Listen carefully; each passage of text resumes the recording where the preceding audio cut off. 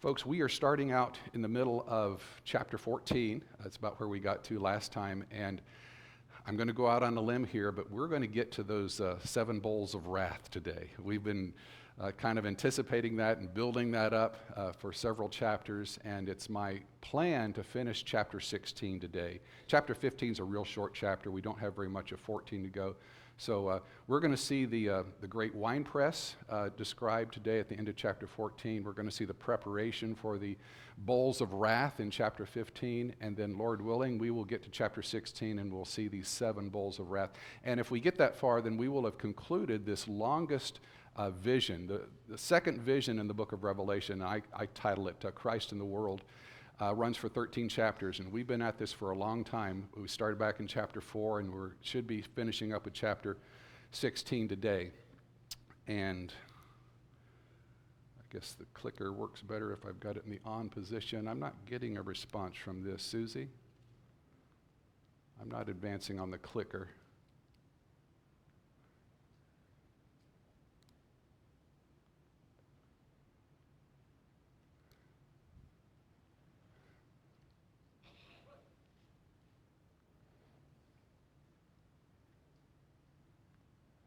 We'll get this rebooted. So to kind of describe for you where we've been so far with the book of Revelation, we've back in chapter 12, it's still not advancing for me. Do you need to see this back? I'll let Buck bring it back to you. But in chapter 12 is all about Satan. We learned a great deal about Satan, the great red dragon as he's described in the book of Revelation. Then in chapter 13, we learned about 2 beasts, the beast from the sea and the beast from the earth. And just to remind you, the beast from the sea is a description of the Roman emperors, and then the beast from the land is a description of the false prophets, particularly the priests that were leading the cult of emperor worship in Rome. And the beasts from the land and the beasts from the sea are considered allies of Satan, and they are demonstrating, thank you, Buck, they are demonstrating how Satan was actually controlling things that were occurring. Thank you, that's working much better.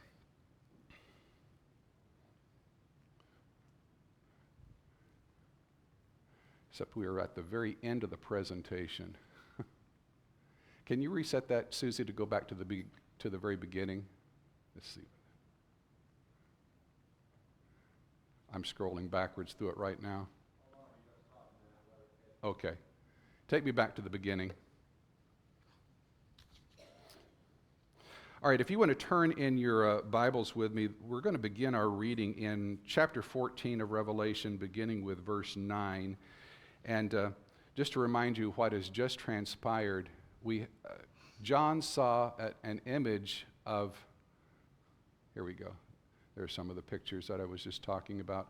John saw an image of angels flying in mid-heaven. Thank you, Susie. That's working great now. And there were actually 3 angels. We talked about the first 2 angels with proclamation for the wicked people that live on the earth. And I reminded you, every time in the book of Revelation where it describes those who live on the earth, that is the code phrase for wicked people, the wicked evildoers, particularly from Rome. And each one of these angels flying in the mid-heaven had some proclamation for these wicked evildoers. And that's where we are starting our class this morning with the 3rd angel flying in the mid-heaven.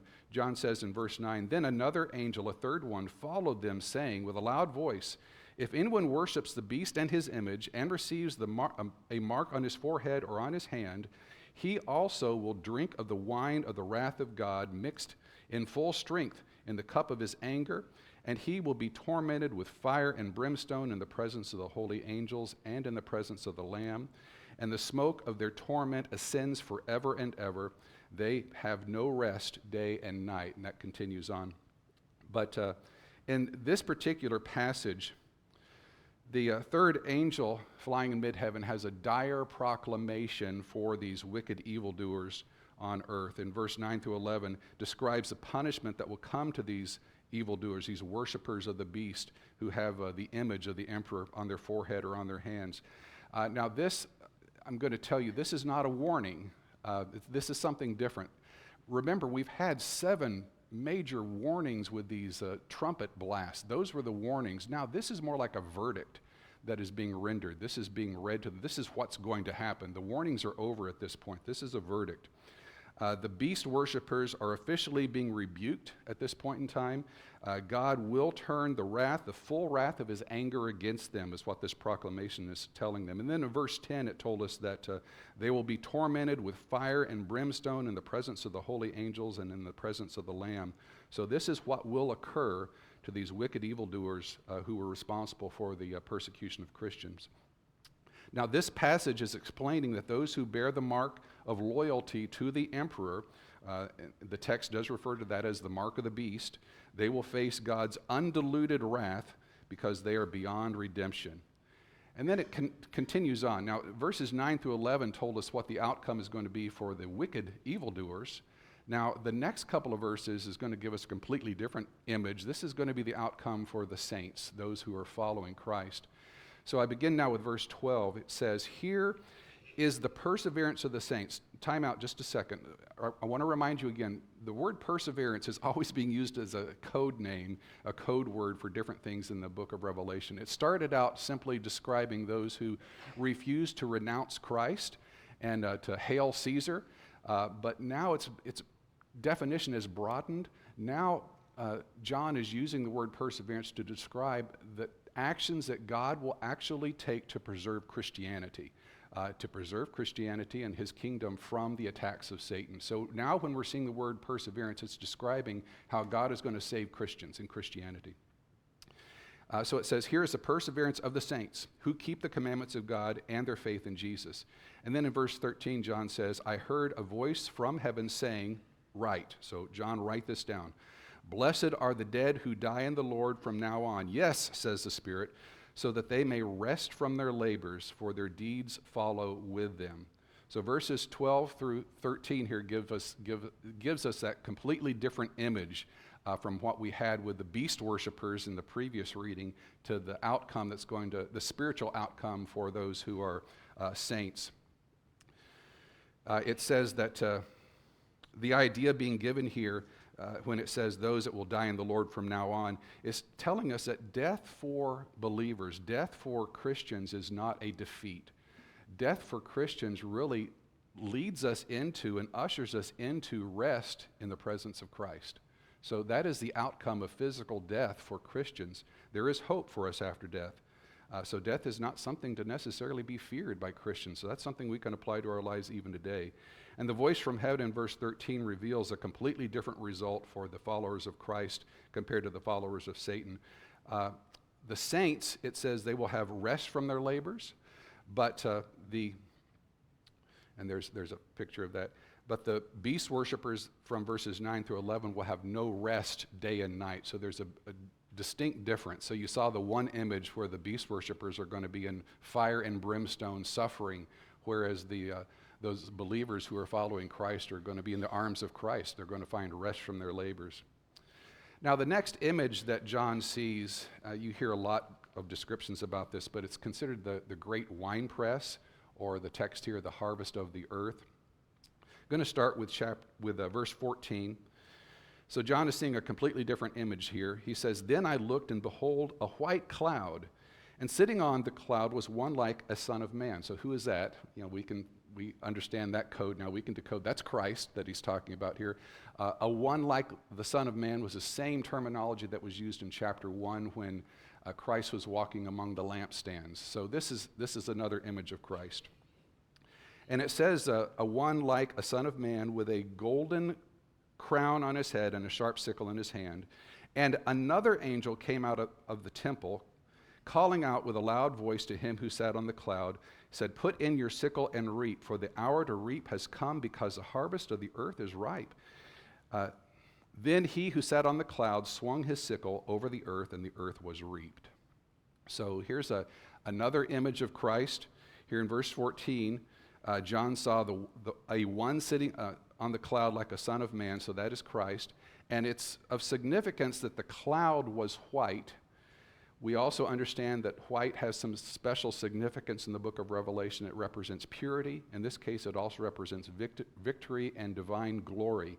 So the crown that Christ wore was a Stephanos, and we've heard about diadems already, but a Stephanos was considered a superior crown to a diadem.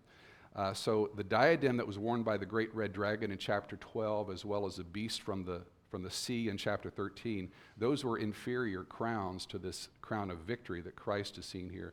So Christ is being presented in this image on the screen as the victorious king and judge, is the way that he's being presented in this vision.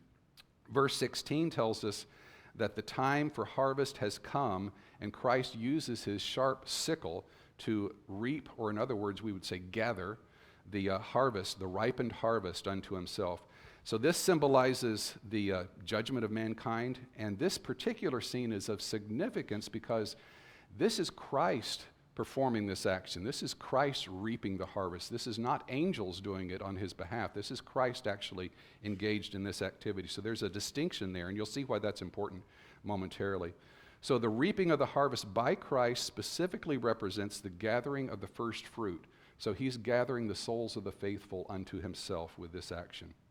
So to decode real quickly, we've been adding up the list of the number of times that we see images of Christ, and in this case, he is the one sitting on the cloud in verse 14. Now, verse 17, it says, "And another angel came out of the temple which is in heaven, and he also has a sharp sickle. Then another angel, the one who has power over fire, came out from the altar, and he called out with a loud voice to him who has a sickle, saying, Put in your sharp sickle and gather the clusters from the vine of the earth, because her grapes are ripe. So the angel swung his sickle to the earth and gathered the clusters from the vine of the earth and threw them into the great winepress of the wrath of God. And the winepress was trampled outside the city, and blood came out from the winepress up to the horses' bridles for a distance of 1,600 stadia." So here's an image. Yes?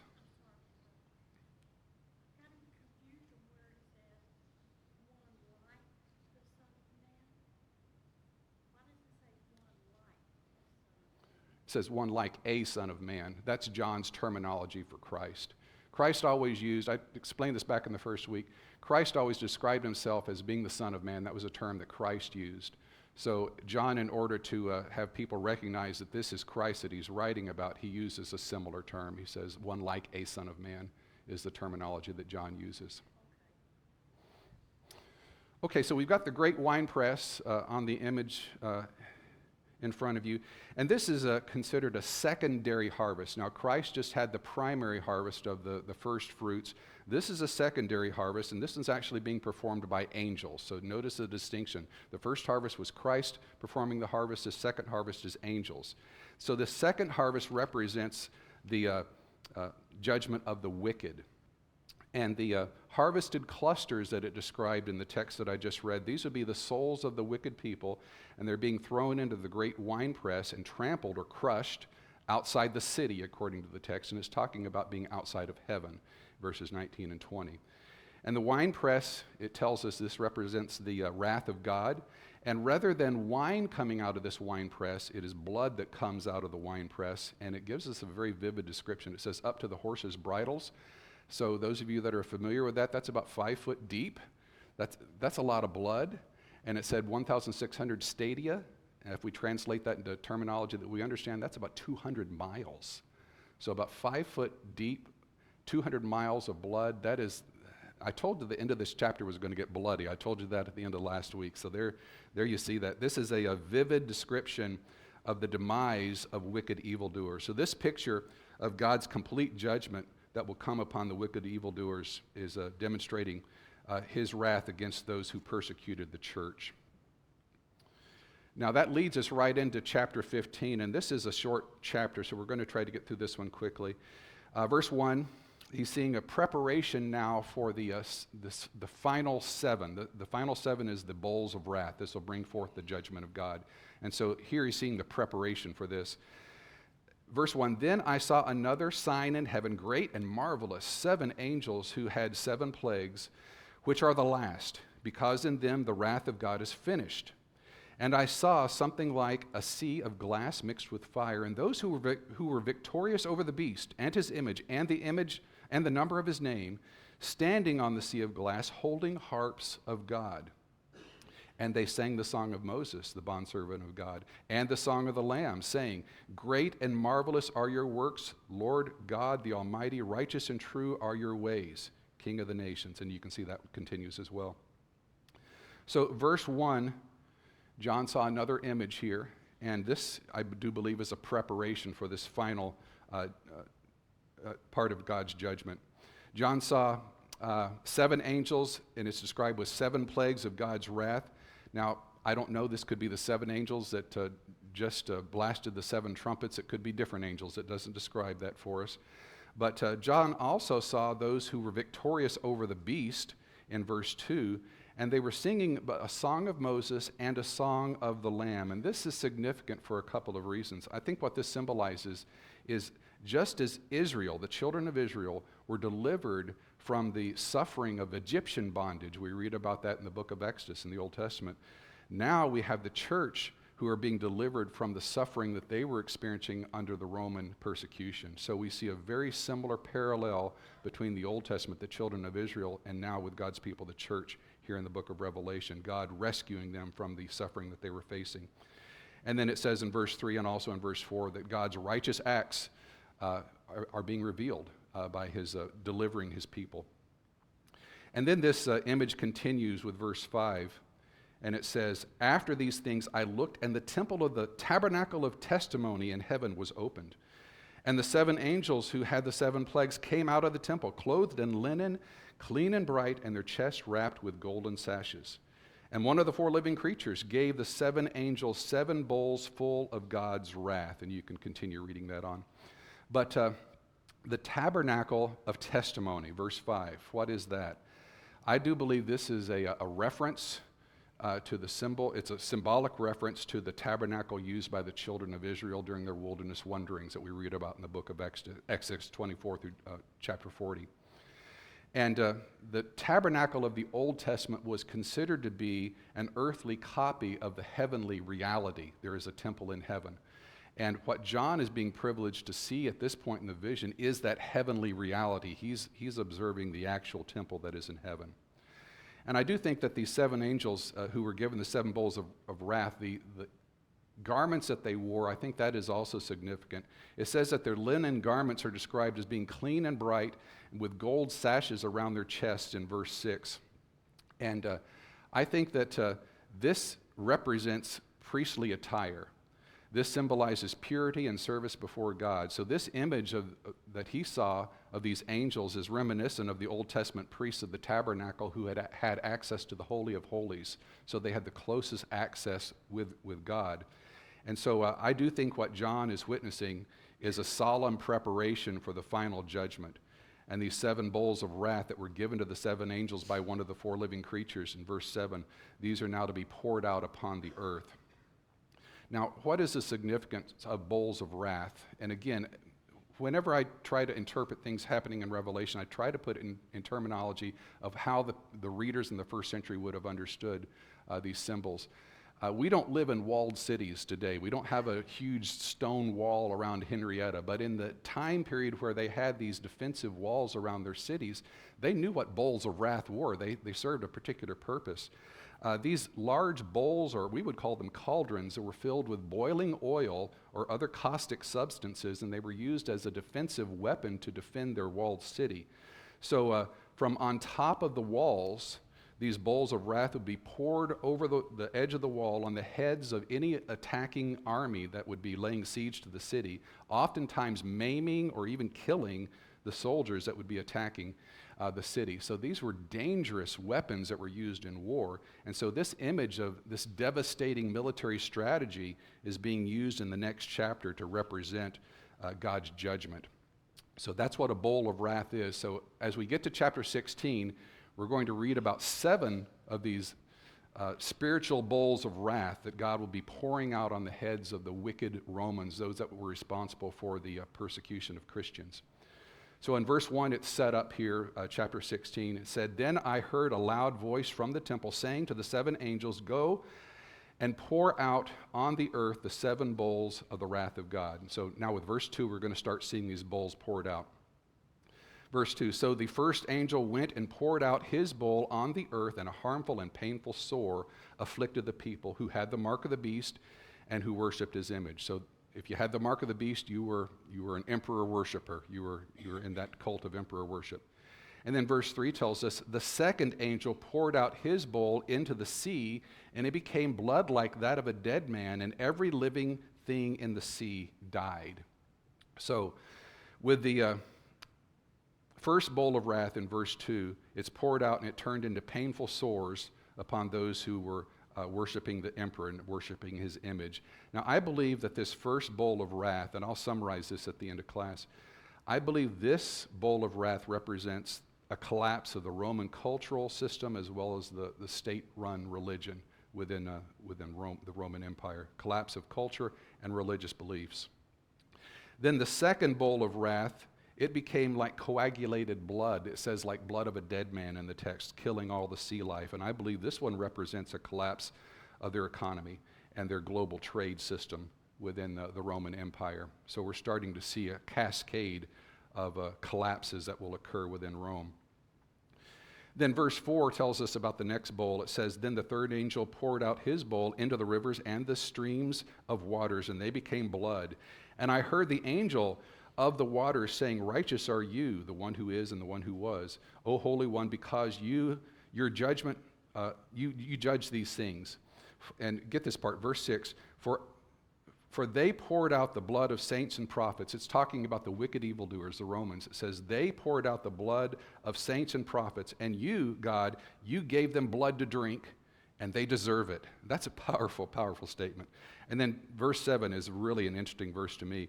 It says, and I heard the altar saying, all right, he's talking about an altar speaking here. That's not what he's actually talking about. But he says, I heard the altar saying, yes, Lord God, the Almighty, true and righteous are your judgments. Let me explain that one here in just a moment. So with this third vivid image, we see blood being poured out and polluting their rivers and streams. And I do believe this one represents a collapse of the Roman judicial and legal system. I think that's what the image is representing. And God is repaying the sadistic, bloodthirsty Romans with blood to drink. And it says they deserve it in verses 5 and 6. And then verse 7, what is that one talking about? I believe this is now the martyrs who were under the altar. And you'll remember all the way back to chapter 7 when we saw the fifth seal being opened. What John saw were the souls of all the martyrs underneath the altar in heaven. And they were crying out to God, how long, O Lord, before you revenge our death, basically. And now I think that same group of martyrs is speaking now here in verse 7.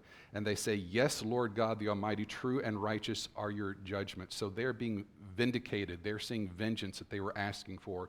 And now they're seeing that vengeance being brought for their savage deaths. So let's move on to the fourth bowl of wrath. Verse 8, then the fourth angel poured out his bowl upon the sun, and it was given power to scorch people with fire. And the people were scorched with fierce heat, and they blasphemed the name of God who has the power over these plagues, and they did not repent so as to give him glory. So with the fourth angel, he poured out his bowl on the sun, and the sun became intensified to the point where it brought a scorching fire upon the wicked evildoers in Rome. And they cursed God, and they refused to repent of their wickedness. Now, I think this one represents a collapse of the Roman civil and political system.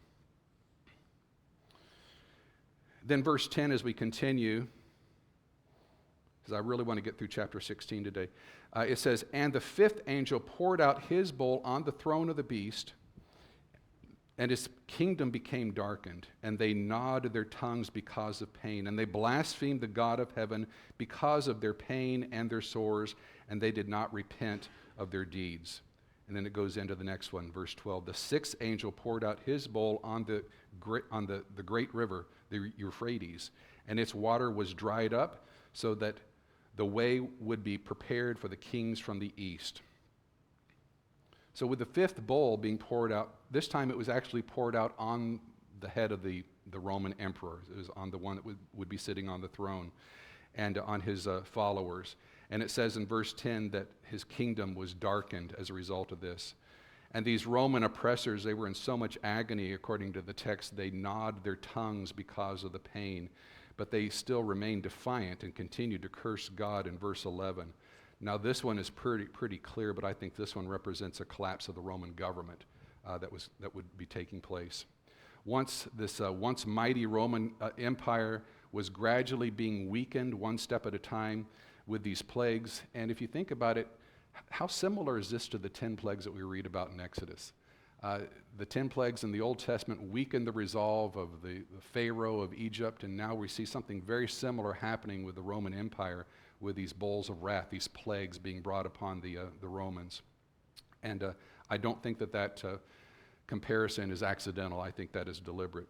Verse 12, it talks about the sixth bowl. And this one is interesting because this one dries up the waters of the Euphrates River, and it says, leaving Rome open to attack. And I will add this point, they're open to attack from these horse-riding armies that will be coming from the east. And I told you a few weeks ago about the Parthian army. They were horse-riding armies, and they were able to use that strategic advantage over the Roman foot soldiers, and they were the ones that ultimately destroyed the Roman army. So this, I do believe, represents the decimation of the Roman military, the Roman army, and a complete military collapse is what's being represented with this sixth bowl. The Roman Empire, understand, they had made so many enemies. They'd created enemies over the centuries because they'd conquered so many nations, and they were governing these nations, and they were oppressive governors, and people hated them because of it. So the first opportunity that came for their enemies to attack Rome, they took advantage of it. So this being able to approach from the east is of significance because we read about that in history. And now we have something different happening with verses 13 through 16. By this point in the vision, Satan understands that he's in trouble, and he has to do something about this because Rome is collapsing one factor at one point at a time. So Satan begins to rally his forces, the dark forces of evil, and that's what we see in the next few verses. So it says in verse 13, and I saw coming out of the mouth of the dragon, that's Satan, and out of the mouth of the beast, that's the emperor, and out of the mouth of the false prophets of the cult of emperor worship, 3 unclean spirits like frogs, for they are spirits of demons, performing signs which go out to the kings of the entire world, to gather them together for the war of the great day of God the Almighty. And then in verse 15, there's kind of a parenthetical statement here where Christ kind of interjects this comment himself. He says, behold, I am coming like a thief. Blessed is the one who stays awake and keeps his clothes so that he will not walk about naked and people will not see his shame. And then the story continues in verse 16 about the gathering of these dark forces. It says, and they gathered them together in the place which in Hebrew is called Armageddon. So here we see this preparation, and we see in the first verse 13 this unholy trinity, the dragon, the beast, and the false prophets. This represents a counterfeit trinity, and they are sending out each a deceptive spirit. And these unclean spirits are not frogs, but they have the appearance of frogs according to the text. But they have lies, they have propaganda, and they use these lies to lure kings of other nations into this final confrontation with God. And this is how Satan and his allies begin to assemble their coalition of the wicked for this final battle that will occur. As I said earlier, Satan realizes he's in trouble, so this is how he's rallying his forces together. Now, while the Battle of Armageddon is not recorded for us anywhere in the Bible, the outcome is recorded in chapter 19, and we will cover that in more detail when we get to chapter 19. But let's see if we can finish out chapter 16 here in the time that we have and discuss this. The seventh bowl of wrath. We've been waiting for this one.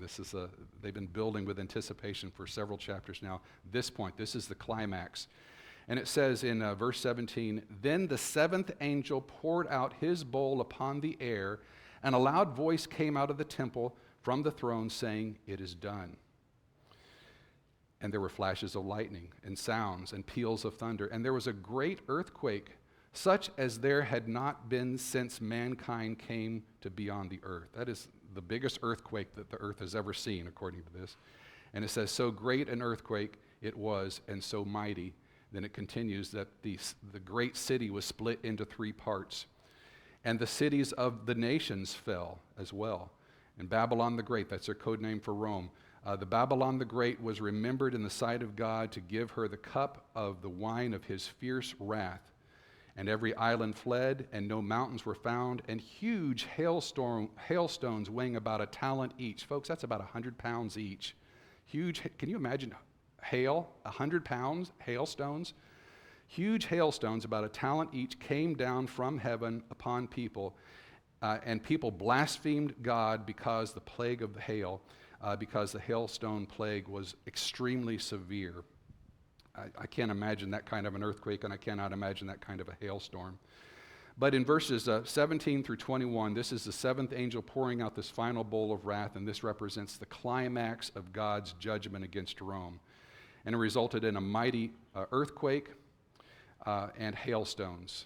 And verse 19, this cataclysm resulted in the destruction of Babylon the Great, Rome, as well as the cities of the nations. And this would represent these other world powers that were aligned with Rome at this point in time. And this represents a complete collapse of the once great, powerful Roman Empire. So the second vision, from started back at the beginning of chapter 4, now we're finishing up in chapter 16, is now completed. The seven angels have poured out their bowls of wrath, and they have fulfilled God's judgment upon the wicked Roman Empire. And God's authority and his power over the world has been established.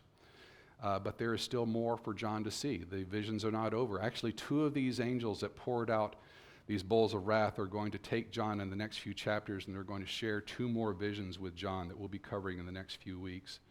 But let's spend just a little bit of time here decoding, and I want to also talk to you about the historical realities as well. Let's decode this vision that we just saw about the Christ in the world. We had 7 seals that were opened by the Lamb, and this revealed God's judgment against Rome. So this is a revealing of God's judgment. Then with the 7 trumpets, this is a warning about God's judgment, the warning for the evildoers, that God's judgment was going to come on Rome.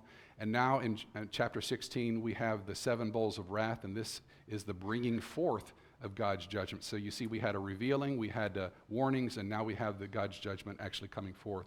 And each of these bowls, they do represent different things if you study this closely.